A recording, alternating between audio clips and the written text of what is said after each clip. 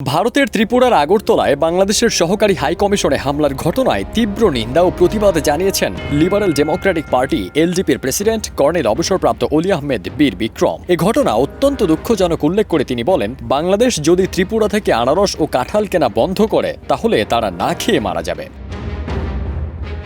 ৩ December এলডিপির যুগ্ম মহাসচিব সালাউদ্দিন রাজ্জাক স্বাক্ষরিত এক বিবৃতিতে তিনি এসব কথা বলেন। কর্নেল অবসরপ্রাপ্ত অলি বলেন, বাংলাদেশ মুক্তিযুদ্ধের মাধ্যমে অর্জিত স্বাধীন দেশ, তারা অন্য দেশকে সম্মান করতে জানে। আমাদের মনুষ্যত্ব এখনো বিলুপ্ত হয়নি।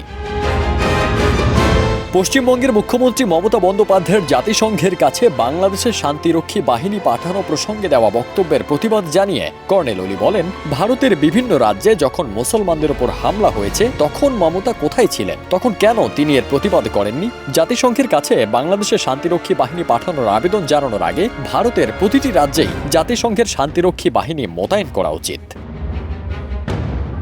বাংলাদেশের কোথাও হিন্দুদের ব্যবসা প্রতিষ্ঠান ও মন্দিরে হামলা হয়নি উল্লেখ করে এলডিপির এই নেতা বলেন, আমি পশ্চিমবঙ্গের মুখ্যমন্ত্রী মমতা বন্দ্যোপাধ্যায়কে আমন্ত্রণ জানিয়ে বলবো, আপনি ট্যুরিস্ট ভিসায় এসে বাংলাদেশের প্রতিটি জেলা ভ্রমণ করুন, তাহলে বুঝতে পারবেন এদেশে হিন্দুরা কতটা নিরাপদে আছে। ভিন দেশে বসে মমতা বন্দ্যোপাধ্যায়কে বাংলাদেশ নিয়ে অপপ্রচার করতে বারণ করেন তিনি।